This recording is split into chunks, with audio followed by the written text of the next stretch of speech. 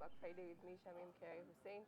This is our first episode of this month, and today we are hosting the Director of Governance Press Service, Francis Wayne Matika, and he'll be telling us a bit more about what his job is, what he does, and helping us answer questions that have been raised by your audience. We encourage you, and Eleni kuuliza maswali, if you have any questions within this program and also in other areas, ask them in the comment section, and we'll be able to get experts to ask and answer the questions that have been raised by you.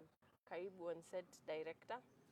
Good to be back. How are you? I'm fine. This How is are your you? third time on this show. Third or fourth time? This is the third. Third time. Yes. Good to be back. Okay. Yeah. Now we developed a new way of starting this show. All right. Which we didn't do the first It's time. not a proverb, you were is here. it? No. Okay. And so today we'd like you to tell us a bit about yourself and what your role as the Director of Governance Press Service is. Oh, wow. What do you do? Tukisema any Director Governance Press Service, what does that entail? Yes. A glorified blogger? Eh? No? Okay, on a serious note though. My name's Vile Shamim amesema, we can speak any language, Yes. right? Francis Wayne Matika. I am the Director of Governance Press Service. And mostly my day-to-day revolves around handling general publicity around the government, general communication concepts of the government, addressing and sharing information, the general scope of PR, I do that too. Structure communication, speeches when they're needed, correspondences, media relations, you know, that liaison between government and the media fraternity. Sometimes, while legally, constitutionally, you can write requests for information, but there's that publicly available communication or information. So somebody could raise a query, and if it's publicly available information, I can also share that to clarify on issues. What else do I do? Sometimes I do things that are not even in my job description. Okay. So, yeah. But the gist of it is just to make sure that the public, that interface between the public and the organization, which is the county government of Vihiga, within the sphere of information. So that I make sure you know what is happening. But sometimes you can also just ask. Okay. Sometimes it goes a long way for people to ask. And that is the challenge, if I might just go as far, also mention a challenge. Yes. The public sphere, for the most part, does not seek information, but it consumes it. It does not sift information, but still consumes it. So that curtain of sifting between what's factual, what's not, what is true, what is false, that is also a big role that, with my team, we come into play. Okay.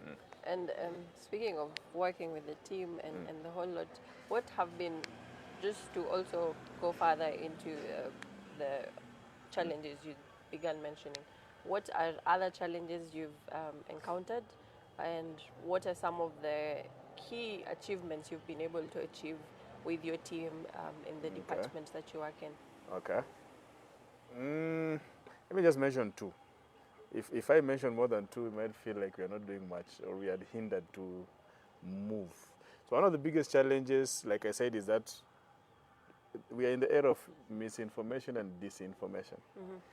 And the public sphere thrives there because that is where readily information is given and whatnot. But the biggest challenge now is even when you come out and clarify some of these situations, still people are locked within that sphere of info. So to get people out of that sphere is also a challenge. The other challenge I have experienced is the disconnect between development communication and political communication. Yeah? While still this is a political environment as well as an administrative environment, there's at what point do you bring in development communication and what point do you bring in, and which one is supposed to be heavier? You will find that for the most part we are forced towards the political communication sphere. And that usually might revolve around managing the portrayal or the political temperatures of a conversation as opposed to giving sustainable development communication. And that is why, for the most part, even from the national level, people are so political to an extent where they don't even get time, or they don't give themselves time to actually understand administrative procedures, legal processes, and whatnot. And let me just give an example to this point that I'm making. You will find a citizen asking, why is it that we are focusing or we are giving resources to this issue A, B, C, as opposed to issue Z, Y, X? But in truth, if it was budgeted for, and during that budget making processes, it was not opposed, and it made it into the financial documents or plans of the government, it will be implemented. However you feel it is being blind or oblivious of the realities on the ground.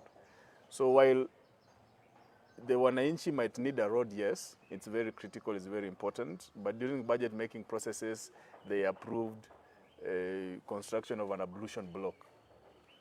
Yes, the road is needed, but in the plans and in the budget processes, they said an ablution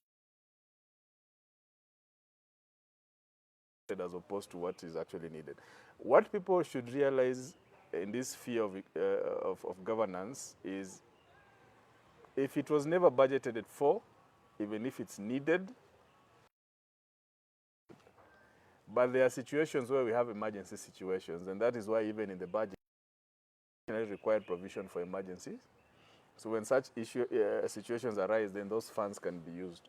But a citizenry is not just going to demand that we need a road. If it was never budgeted for, never planned for, it's not going to be implemented. And anybody who says otherwise is lying.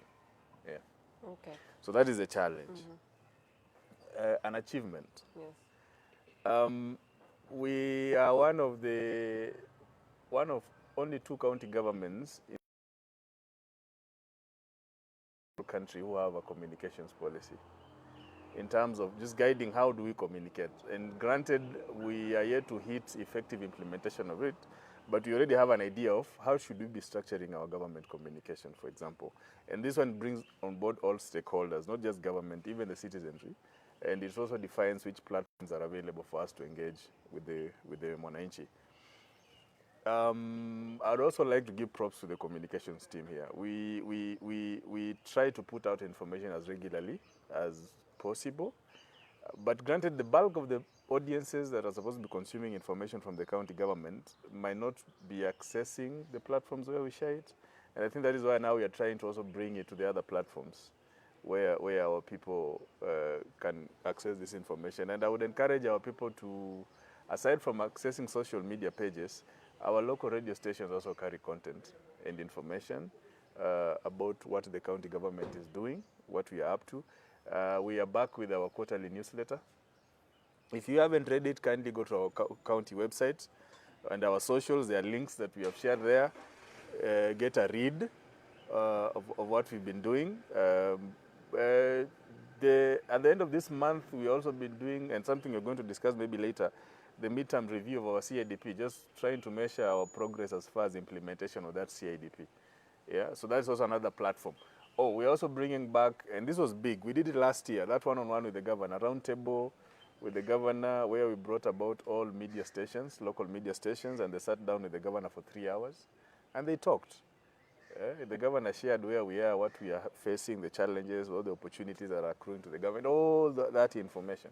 So it's also coming, and probably March of this year we'll have another roundtable with the governor. It's one of the key wins that I feel should be, I can state that my team and I, we have managed to bring together to sort of try to amplify the visibility of what we do to the people.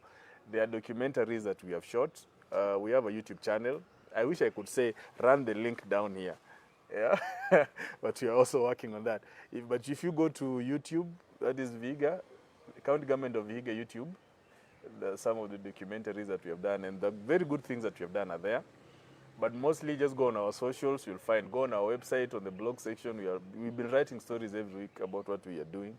There are also reports that are on our website under the download section. Go there. You can get a feel of what the county government is doing so far. Okay. Yeah. And you've mentioned the policy, Yeah. you've mentioned also the newsletter, among other things that the department has been able to achieve. Now, there's another key conversation that usually happens, the Bunge la Wananchi. Yes. Will we be having that within this year? Mm, I think that is usually realized in partnership with CSOs, civil society organization. We haven't had that conversation yet, but it's also an idea that as early as now we can start really thinking, because it brings together it brings the voice of the people. It amplifies now the voice of the people. There could be one that will be happening this year, a town hall with the governor. We've only had one way back in 2019, 2020. We had one at Keve.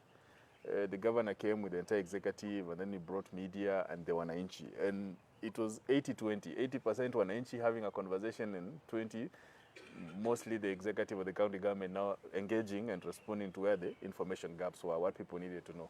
So on top of that Bunge la Wananchi, I am also working towards having a town hall, 1 or 2 town halls this year, so that these questions can be asked objectively, of course. Okay. Yeah, And but when it also offers an yes. opportunity for people to actually know what are the mandates. Because I also feel sometimes I would ask Shamim something that is not Shamim's mandate, and I still crucify Shamim for something that wasn't Shamim's responsibility to begin with. So, yeah. And when you say this year, because government works within a financial year, is this financial year Calendar. 2025? No, for this one, 26, or is the calendar year. Calendar okay, year. so Yeah. within this Yeah. calendar year. Yeah. Okay. And also, just to also answer some of the questions that have been raised by audiences, one of the key things that's happening right now is Kidundu Stadium. Yes. We are expected to have that ready for Madaraka Day. What can you tell us about that? And to also just ease the conversation that's going on will we be able to achieve this? Who are the people who are carrying out this construction? Okay. Why will this stadium be important for the people of Vihiga? Okay. And what has been done so far, especially for the people who live around there? All when right. we talk about compensation, what are some of the issues that have been addressed so far? Whenever you come into Vihiga, all our entry points, I think except one, the one that is along Busia Kakamega Road. Our entry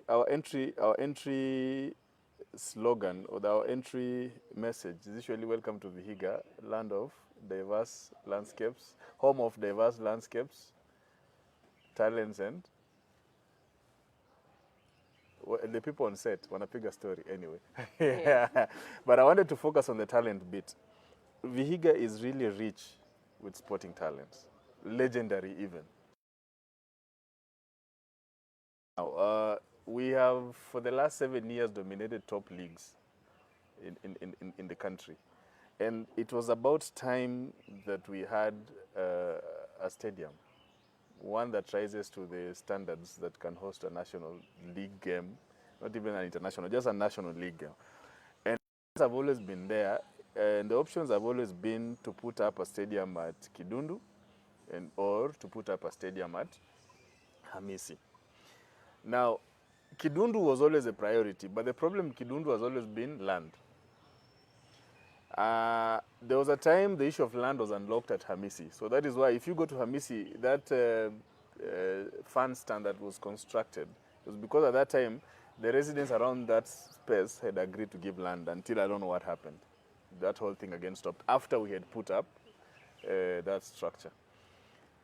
But that need has always been there. While conversations have always been there to also put up a stadium at Makuchi, to put up a stadium at Mumboha, but the conversation has always revolved around Kidundu or Hamisi. So first of all, wale watu wa mtandao wenye wanapenda kuandika vitu, writing is very easy, we know. But let us not sensationalize this thing. Yeah? Realistically speaking also, Shamim, while we are a very small county, we are very densely populated. That means the pressure on land parcel is very high. We do not have the luxury of having large parcels of land. But to some extent, and I'll explain that now when you're talking about Kidundu, arrangements have been sought, concessions have been sought, conversations have been had to see what is the possibility of having additional land for putting up a stadium of world standard, or at least international standard. The Kidundu conversation and before I even clarify on that, there's also been that conversation around that every fiscal year we put money for Kidundu Stadium. Where does it go? Well, here's the thing, and I pray the people that usually write these things listen. Remember that statement I made about budgets? While it's budgeted for and it didn't happen, does not mean that the money was stolen. We need to demystify that. Yes, you have a budget of items 1 to items 10. You did not do item 1. Does that mean that you ate money for item 1? That money can be repurposed through supplementary budgets. And this is how government works. Government works within a 12-month financial year cycle that begins from 1st of June and ends on 1st of July, 1st of July and ends on 30th of June. That is the financial cycle of a government. Within the first quarter, that means the first 3 months, and that means the month of July, August, September. If we have not actualized or started implementing the things that are in the budget, then the finance department will begin what is called preparation of the first supplementary budget. That means they have already assessed how the year goes. There could be some things that we planned and budgeted for that are not going to be implemented. Yeah? Or there could be challenges that hinder implementation of those functions. What then that happens is they will supplement. Some of those funds will be moved to do other budgeted issues or planned activities that require funds. So just because Kidundu has not been done for the last 5, 6, 7 years, I don't mean that every financial year the money that was being put there was being eaten. We need to get out of that. Let us read a bit. There's a statement that Sifuna used the other day in Senate that I don't want to use. But something like, sometimes this lack of information comes off as if we are ignorant. And I know we are not. We are capable of consuming information and reading information. So we need to understand that. Now, the Kidundu Stadium, like I said, the reason why it never took off was the issue of land. But at the same time, a world-class stadium is a very capital-intensive affair. It's not going to take 10 million to put up a stadium. To put up a stadium, you might require more than 5, 800, even $1 billion shillings over to put up a stadium, at least to the standard. Because people like comparing or juxtaposing Kidundu, the possibility of putting up Kidundu with the one in Kakamega. As we speak right now, the Kakamega one is consuming on the upwards of almost 2.8 billion, and it's not even finished. You can imagine if you said you're committing $1 billion shillings from this county government of Vihiga's budget. We have an annual budget of 6 billion, out of which almost over 50% goes to recurrent expenditure, salaries, operations, and all that.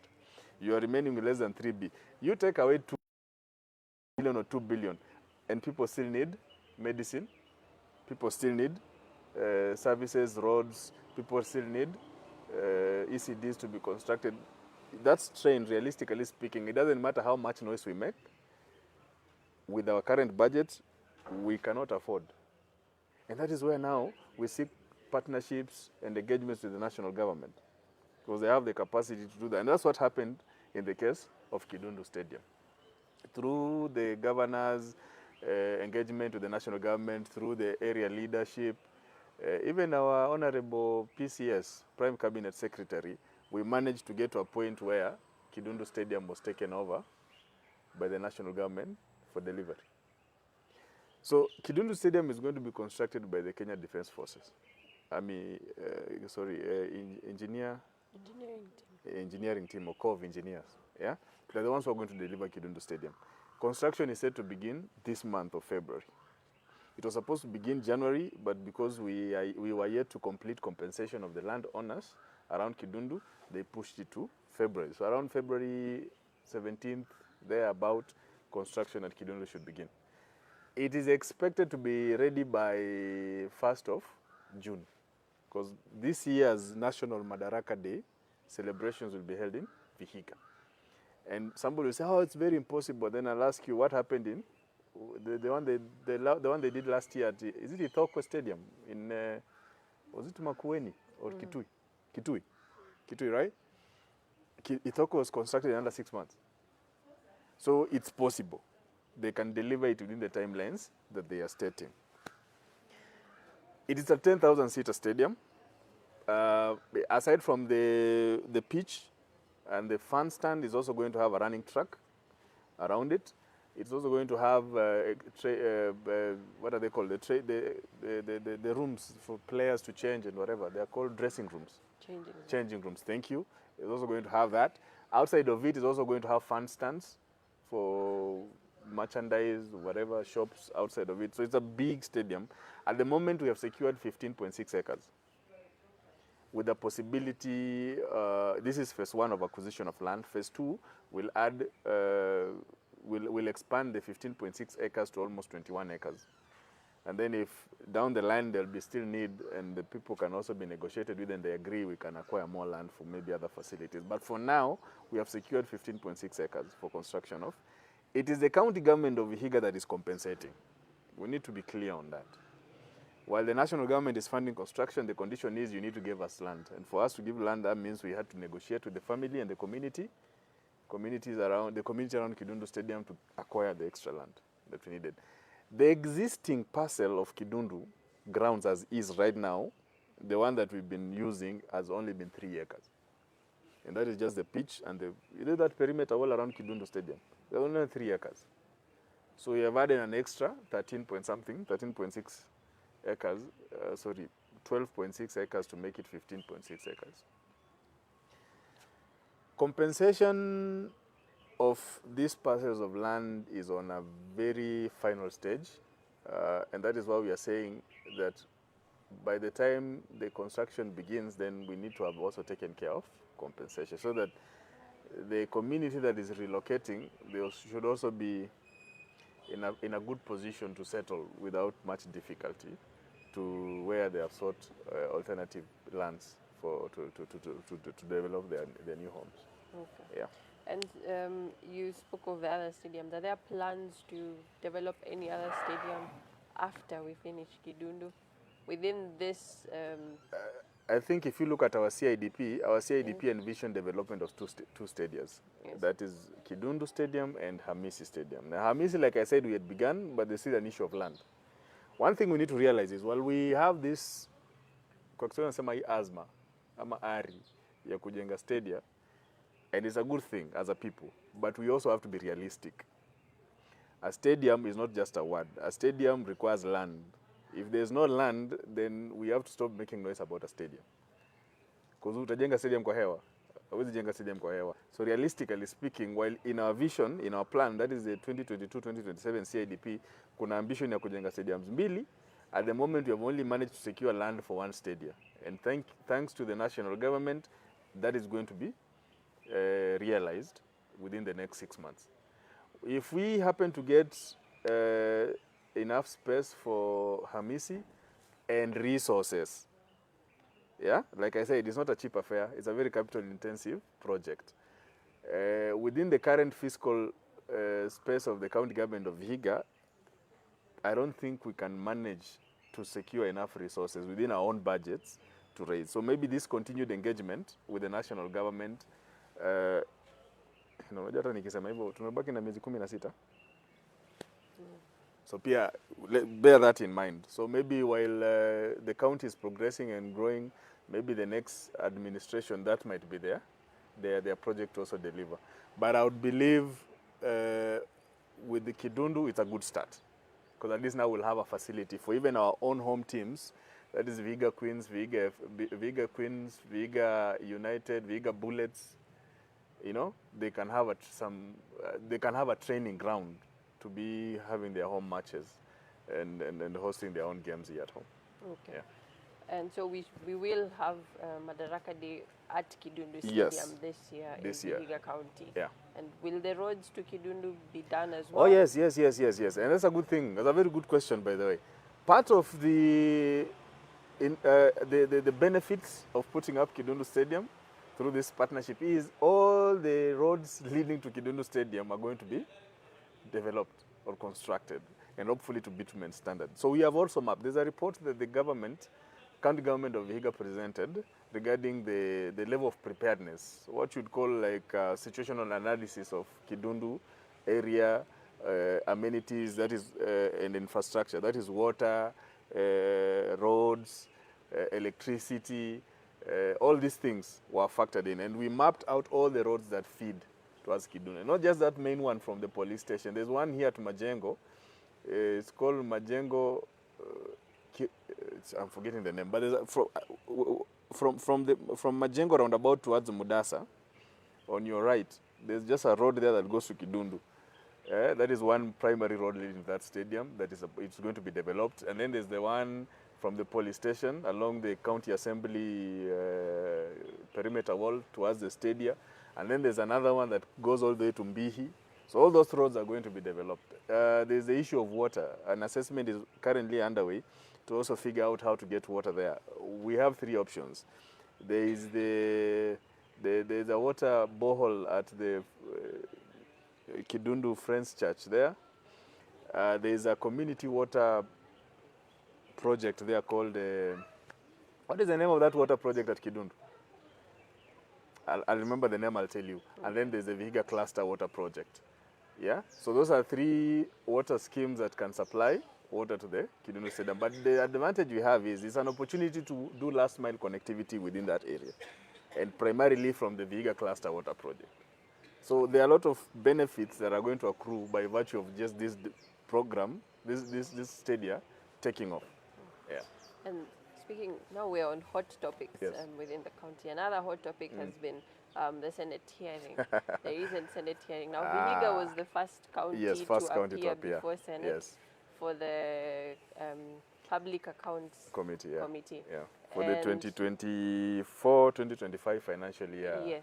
budget. Yes, and one of the key issues that was raised was on the allocation of funds, or rather borrowing of funds between the county assembly of Vihiga and the county government executive. Yeah. And some issues have been raised on the way the government, county government of Vihiga spends its, development funds, and what is this, was this now the specific question on the 5 million. Yeah. And there was a statement that was released to clarify that, and also the governor has shared. Yeah, also talked about it. Spoke about it. Now, we still have this conversation on the 5 million. Can you clarify, is this, 5 million ilitoka wapi? Statement haikutosha. Where, just also to benefit the people who have not been able to engage with it, and maybe you have questions beyond that. Okay. What is this 5 million for? The engagement with the county assembly, and what can you clarify? What are we getting wrong? What are we getting right? And what has been done moving forward? There's something I watched yesterday, and I think it was done by the civil society, or the civic space of Vihiga. Still around the same 5 million. And I think it's high time as a people. Information is power, yes. Yeah? Understanding processes and procedures of government is very key, so that sometimes when you talk, you also come from a point of information. You don't just talk because you've read a headline. Because I think a lot of us, based on that conversation I was watching yesterday, a lot of the civil society organizations were speaking from a point of loud headlines as being part of oversight. And yes, some of these things trigger conversation in the public space. And it's a good thing, because unfortunately it's the only time that maybe people are interested. Let me begin with this first. The said audit report from the Auditor General's office that we went to engage the Senate on, or the Senate was deliberating on, is a public document. It's not a private document. Right now, if you go to the Auditor General's website, you'll find it. Yeah?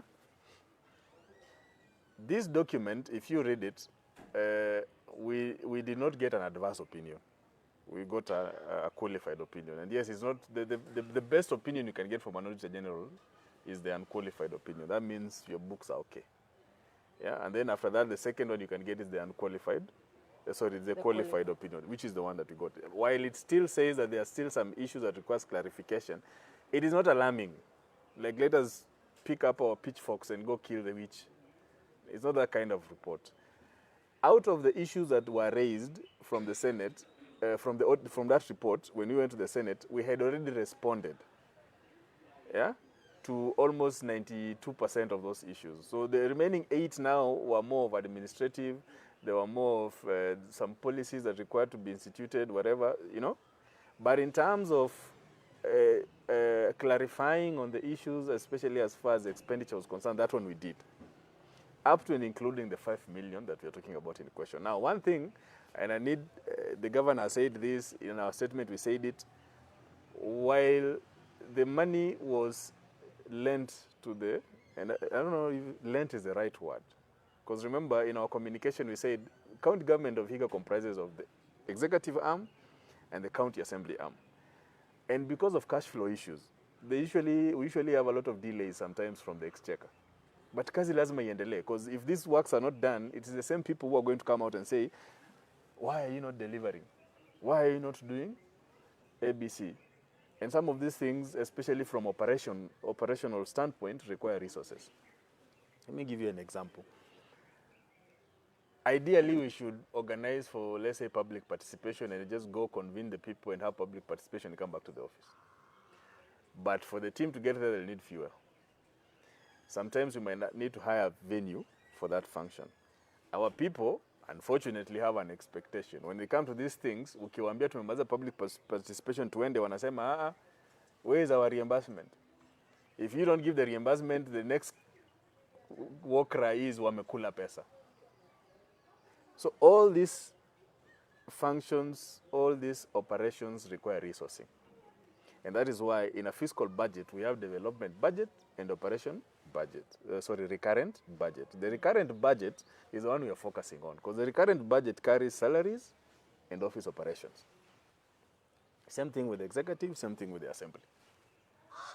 Now, in that particular point in time, the request that came from the assembly was not for housewarming, as it was labeled.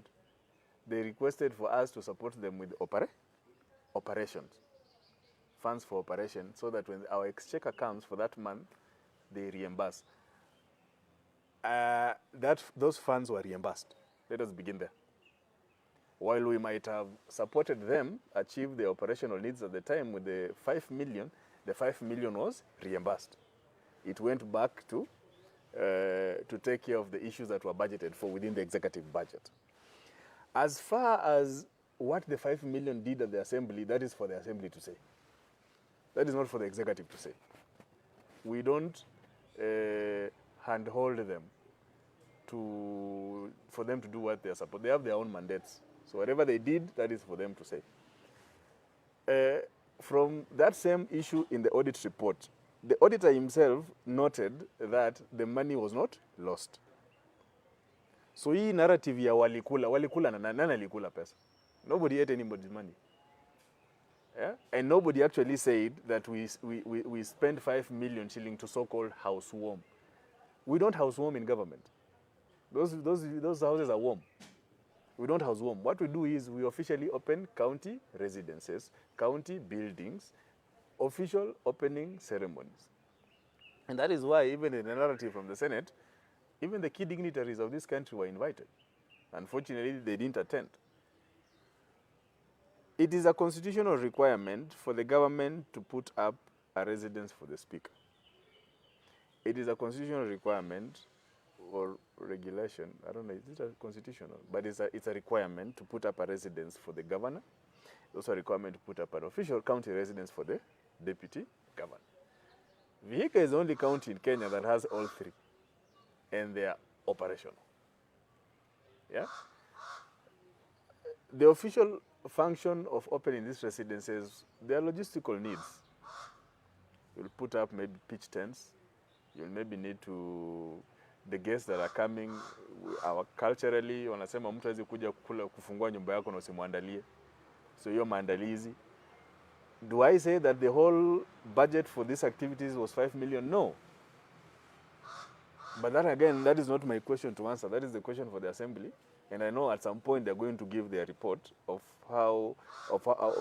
the expenditure for that particular function. But I can guarantee you that expenditure is not 5 million. So instead of us running out with pitchforks looking for that witch to kill, I think it will be productive and even beneficial for the public to just ask a simple question. Could we maybe get the report for that function? What was the budget? What was the expenditure?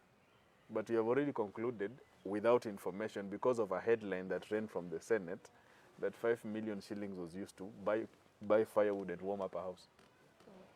And to just as a follow-up to your response on this, you've mentioned misinformation and disinformation as one of the issues we try and address. Now, as the director of the Governor's Press Service, what informs the issues that are responded to and the ones that are not responded to? Okay.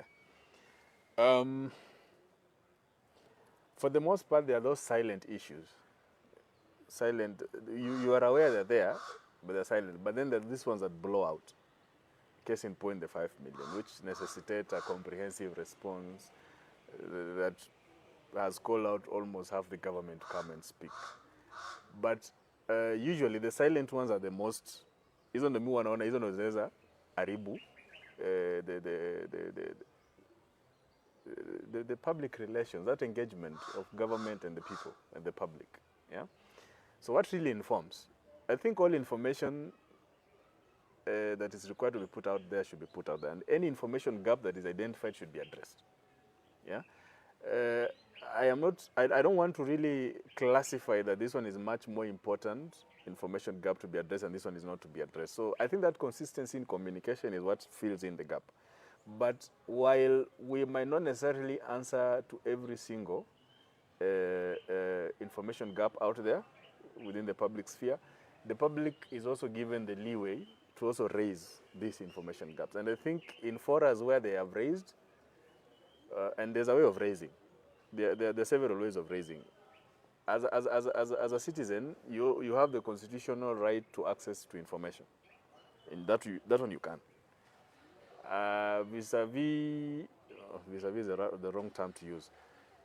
This information can be sought the right way through writing, if it's that maybe sensitive or that bulky, or the level of the information. For example, let's say you want information around staffing and payroll budgets and whatever. That one you cannot ask on social media and I post it there. You might have to write officially through the county secretary's office, and if it's not classified, you'll be given. It's your right. But then there's this information that we can just give. For example, somebody might ask, this fiscal year, what have you done in my ward, this specific ward? That is information that we can seek out and respond, whether it's on socials, whether it's on email, whether it's on WhatsApp, whichever platform the person requested the information from. That is publicly available information. And some of this information is also just available in our quarterly implementation reports on our website. Because remember, statutorily, the government is supposed to be submitting quarterly reports to the assembly, which we do. Once it's submitted to the assembly, that same report is available on the county assembly's website, it's available on the executive's website. So you can still go there and see this fiscal year, what have we done with that specific ward. At the same time, also at the end of every fiscal year, we are supposed to submit a full year project implementation report or performance report. Again, all those details are there. And then Auditor General's report. Again, all that information is there. So every information gap is important to be filled. We might not have realistically the advantage of filling up every single information, but I think whenever such information is sought after constructively, we give it. Yeah. Okay. And another key thing that's coming up is the midterm review, which you've mentioned. Yes. So what should people expect of this? Because we're reviewing the latest CIDP. Yes. What should we expect? When will it happen? Is the public invited? Where can residents get information on this? We have plans of having midterm reviews end of this month. I think the specific date is going to be communicated. If not end of this month, it must be first week of March. But I think by end of next week, we will communicate the specific date.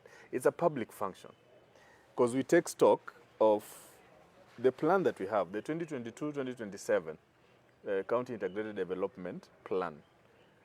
How far are we in its implementation? Let me use an example. In this CIDP that we are currently implementing, there was, for example, development and completion of the funeral home. That one is done. So in our score, that one is complete. There was the plaza, for example, the hospital plaza at Viga County Referral.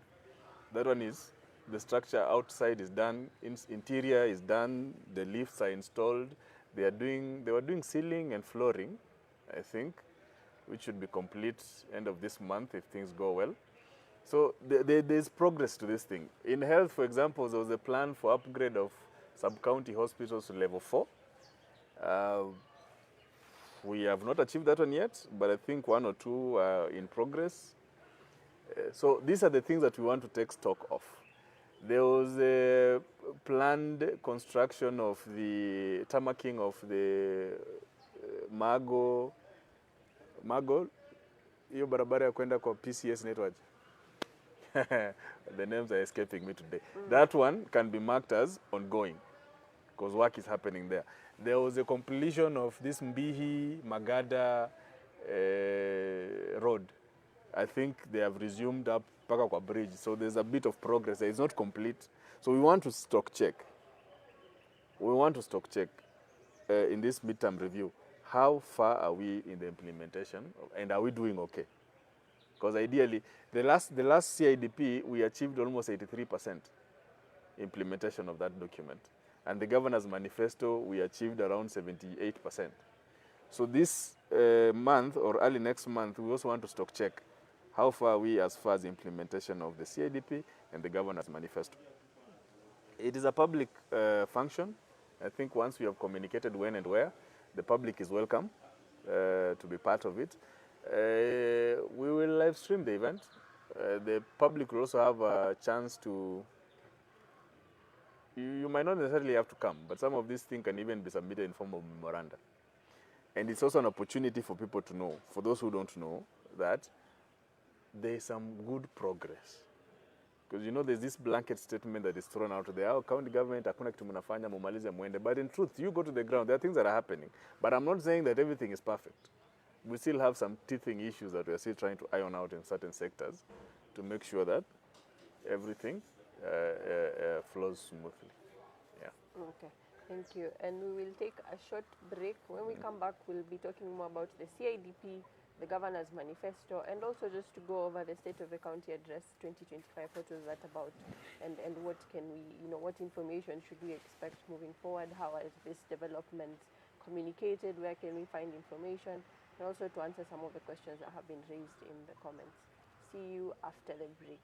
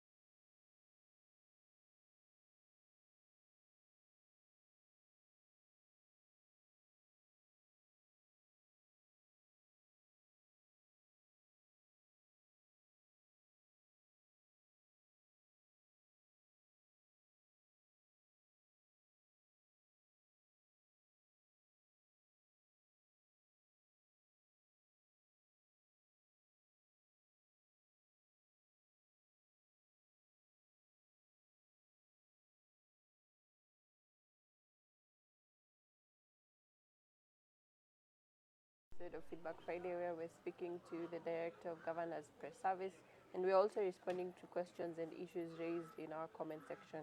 And Director, some of the issues that have been raised, Elikana says that the claim that we normally have delays from the Exchequer is still excuse. Vihiga County has failed the people of Vihiga.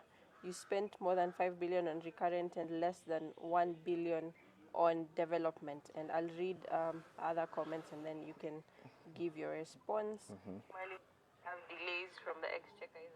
And then we also have Kevo Jr. says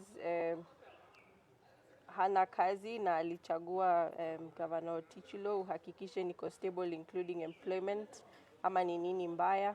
Kevin Ambani says Vihiga County should be divided into 3 sub-counties under Kakamega County. And Godia says this is the worst governor out of the 47 governors. What are your Tuanze na hiyo worst governor. responses? Why? What metrics is he using for that? You know, ni kama tu kwenda hapo nje alafu ite mtu mchawi. Hiyo swali hata inaweza mjibu aje.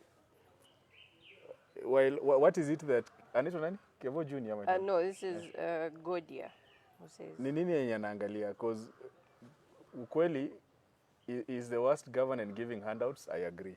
Huyu jamaa peanangi do. Hapo is the worst governor. Yeah?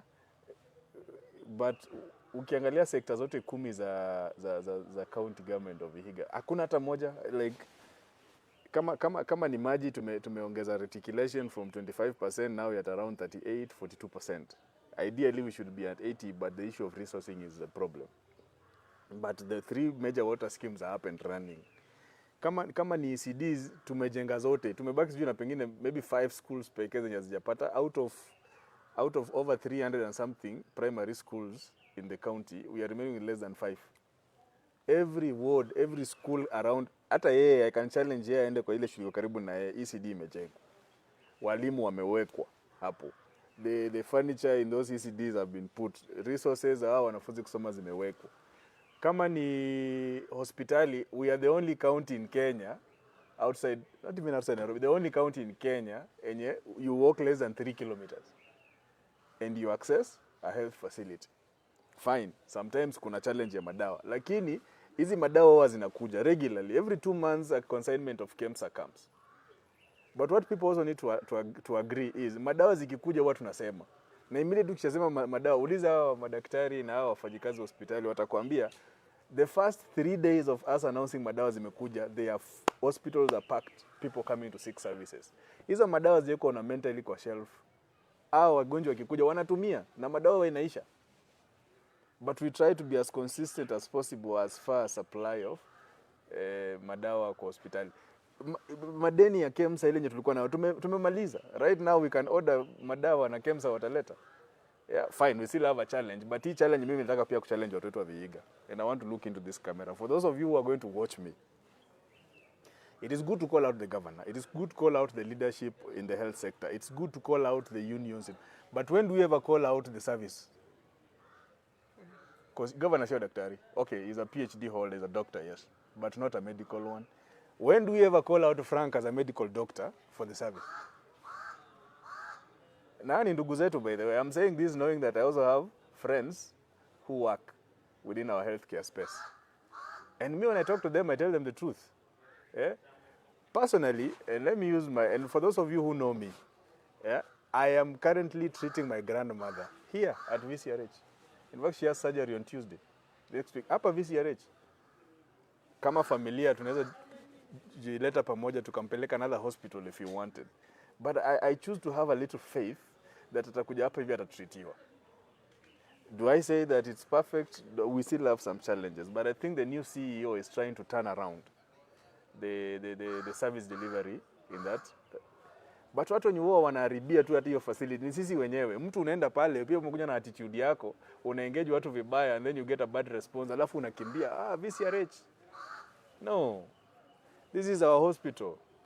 It is our hospital. It serves me, it serves you.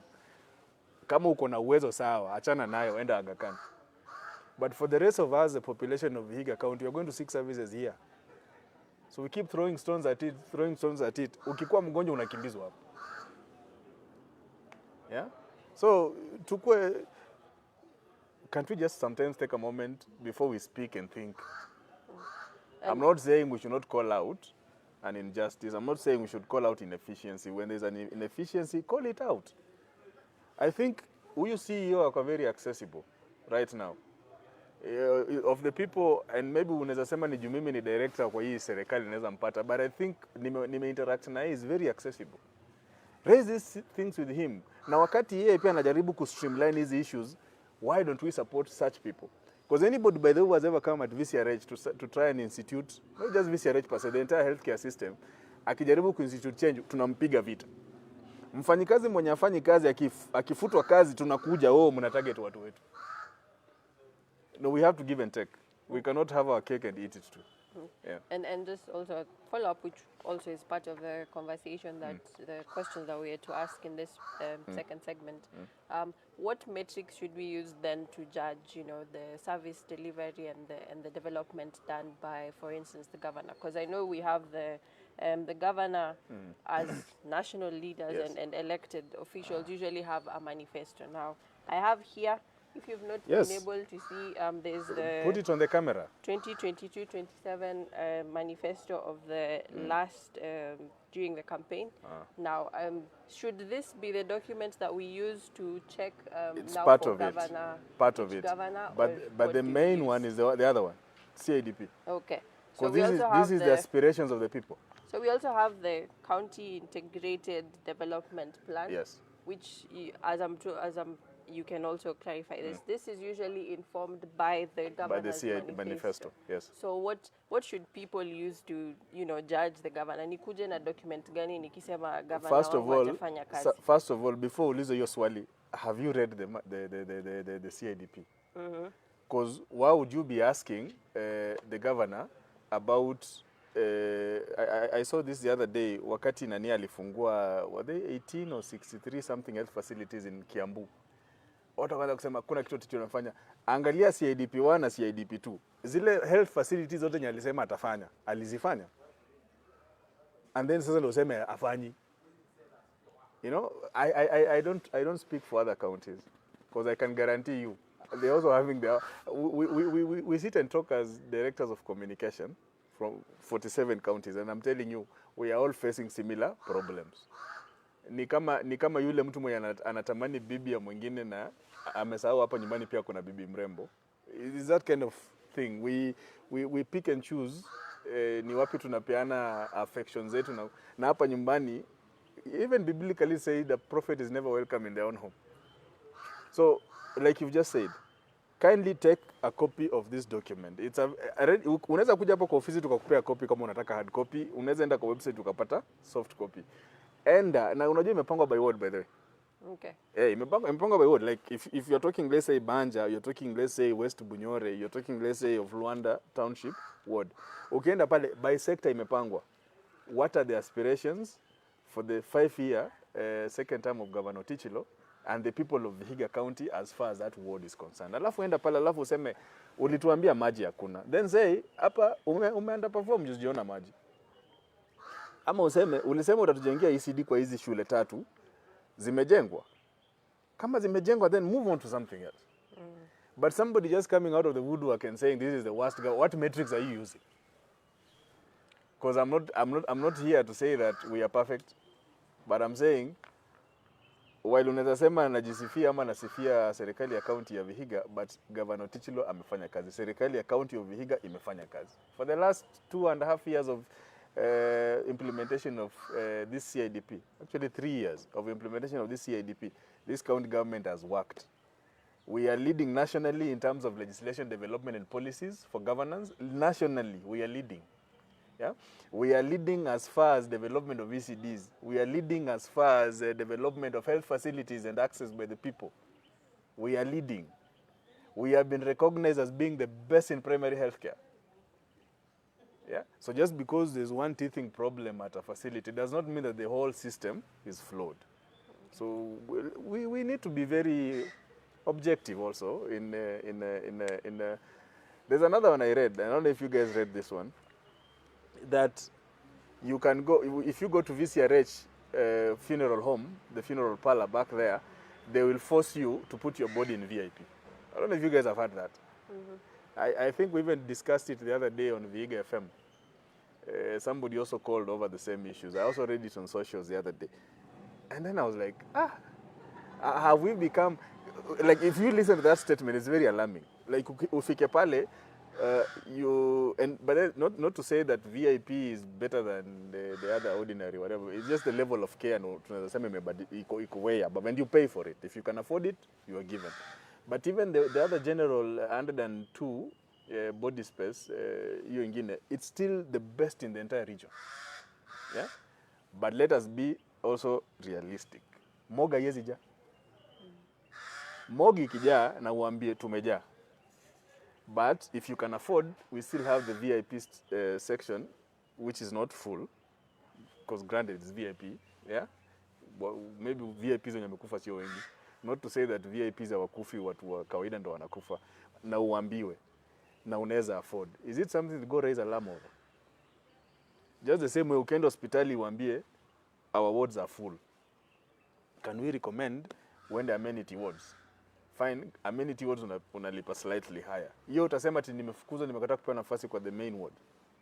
So these are the realities that tuache kutokea tu huko mambio mangumi ngumi. Whom do I hit? How best am I going to paint badly this government? There are justifications. There are justifications, some of these things. And I'm not saying that everybody's an angel. We also have devils in these systems. But the best thing is call out the devils. Ukija kwa ofisi yangu, mimi ni kutreat vibaya, call me out. Mimi ndo nimekutreat vibaya, not the government. Kuna officers wengine kwa hii serikali wanafanya kazi vizuri na wamejituma. We have very good healthcare officers trained. We have the best madaktari wa kidney wanaitwa aje? Nephrologists or something.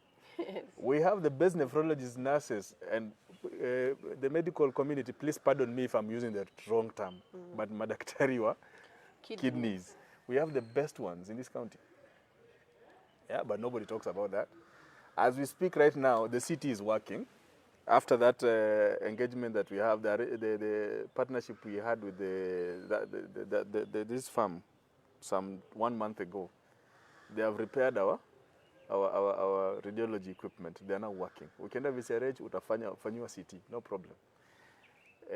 Wameleta 5 new machines kidney kuosha maini, inaitwaje? Renal machines. So now we have renal services, at VCRH. Tangu zikuja, nobody's talking. Watu wamenyamaza. But wacha tu moja iharibike. Hey.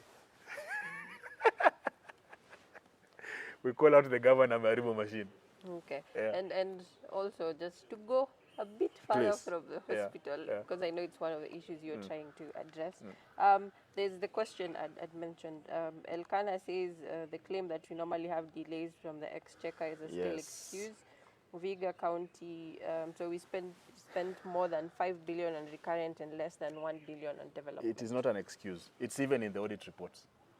We are not the only people who acknowledge it. Even the auditors acknowledge it. Even the Senate acknowledge it. There is usually delays in exchequer releases from government. And whenever there are those delays, it's going to affect operations. It is going to affect operations. Whether you like it or not, it's going to affect operations. So it's not an excuse, it's a reality. It's the truth. It's a fact. So kitu moja is not an excuse, it's a fact. 2, and that's why I wish, before tuongee sometimes, si tuende tuchukue tu budget yetu kwa website. Angalia, of the, how much total? 8.3, not 8.3, sorry. This is 25-26, 7.9B estimated budget for 2025-2026 financial year. Aende tu angalie, recurrent ni 5.2, alafu development ni 2.6 billion. Hakuna serikali yote, hata national government, hakuna serikali yote of the 47 county governments enye imebalance budget vile inahitajika constitutionally. Hakuna. Hata national government hakuna. Is it that we are not trying to? We are trying to. But here's a reality. Nipe your camera. Ukitaka hiyo recurrent ishuke, watu lazima watafutwa kazi.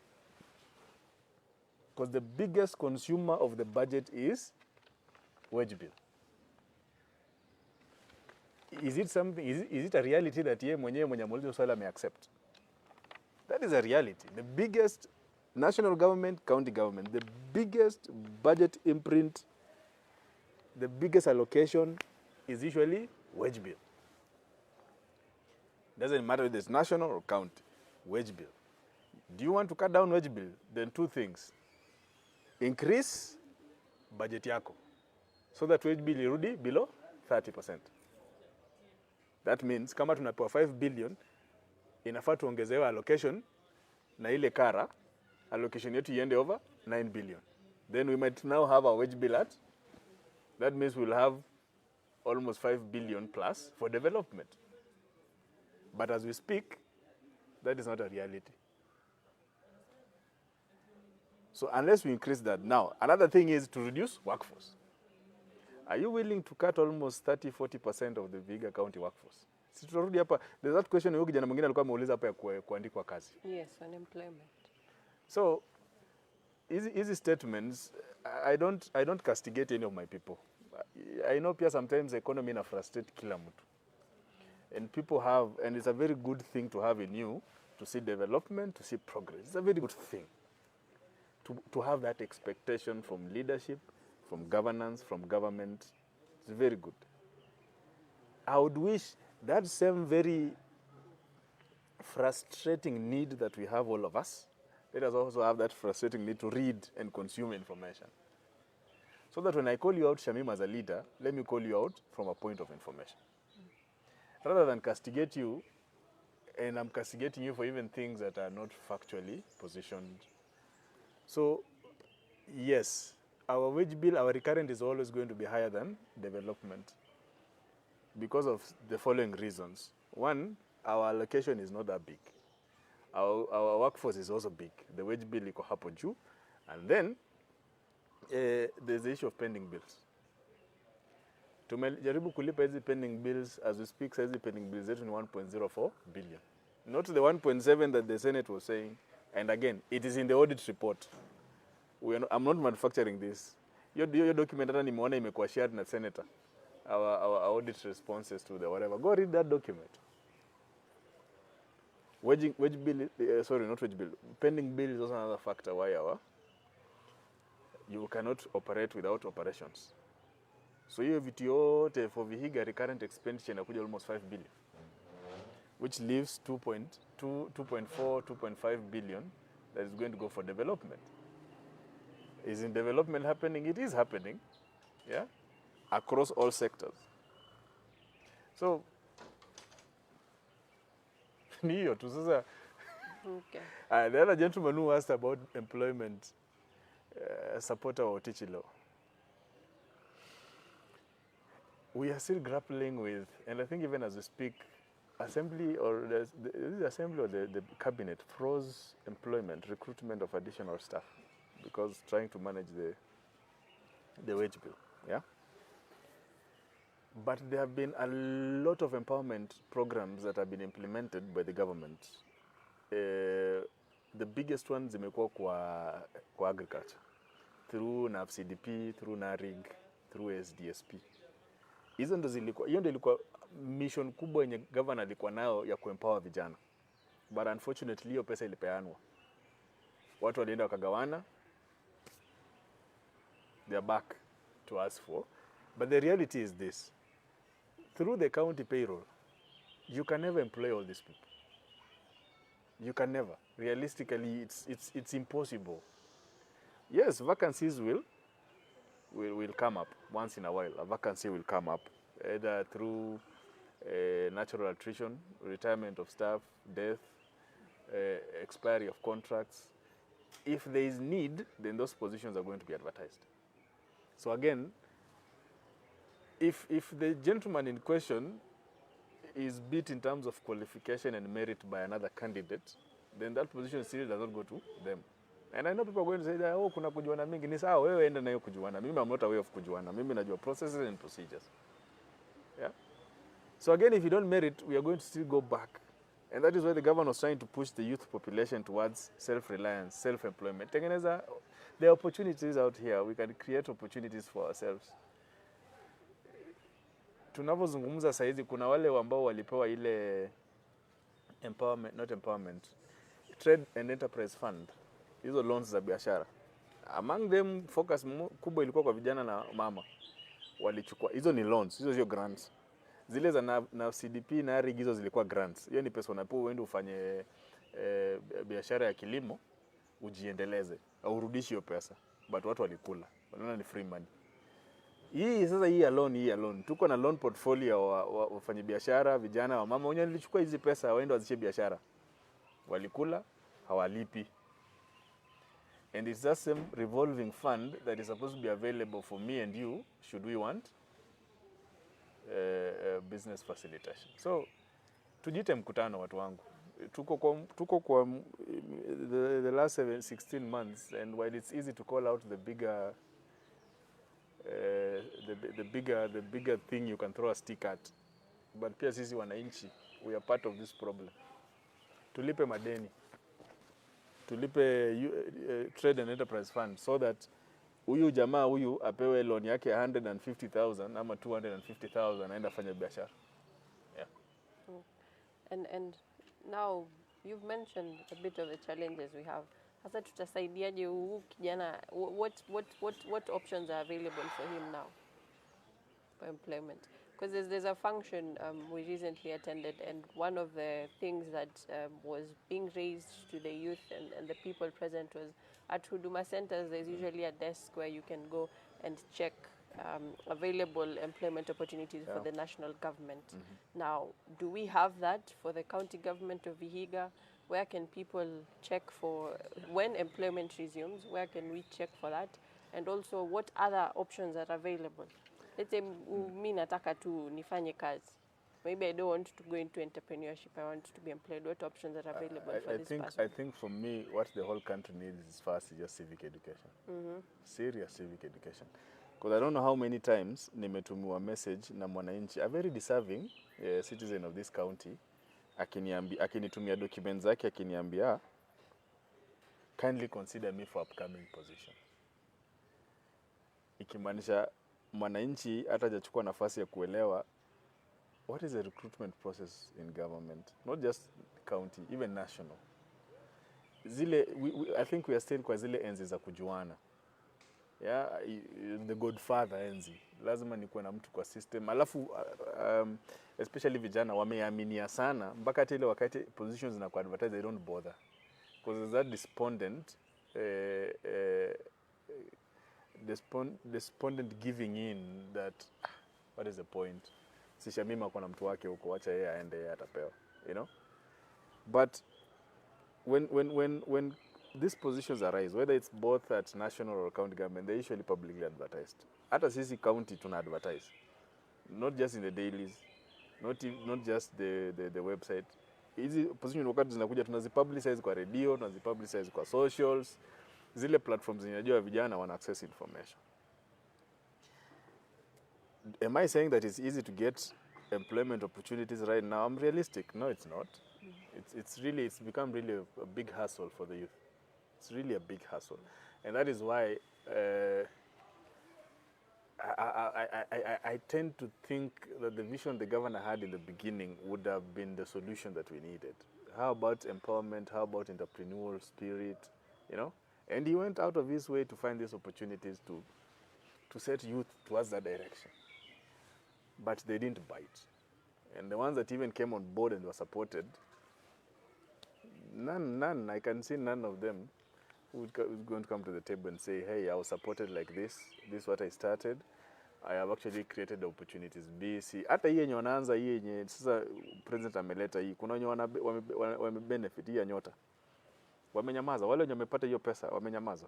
And we are also hoping and waiting that they are going to turn their fortunes around, start something.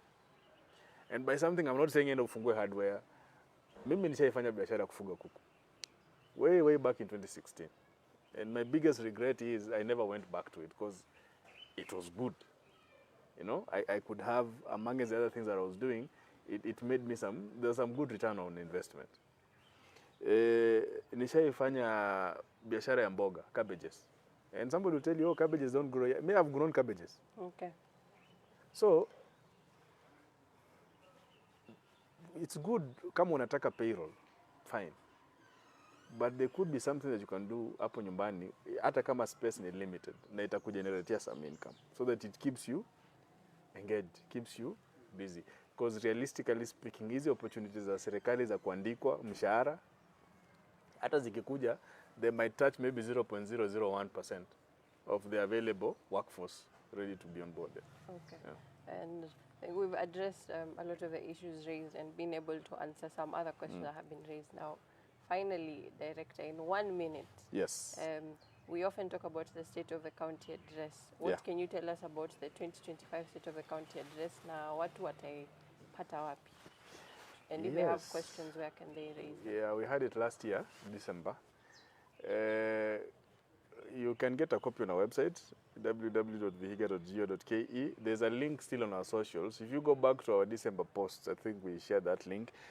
Or you could just reach out to us. Inbox this stream, enda kwa inbox ya County Government of Vihiga ama Governor Otichilo's page inbox. Kama unaitaka tukutumie kwa email, tutakutumia kwa email, you read it. Because ilipeana breakdown ya the last 2 years. The key tangible, you can go and verify on the ground, implemented programs and projects. Yeah. If you know any of us, nataka utani hii kamera hivi. Onesha, ebu angalia huku.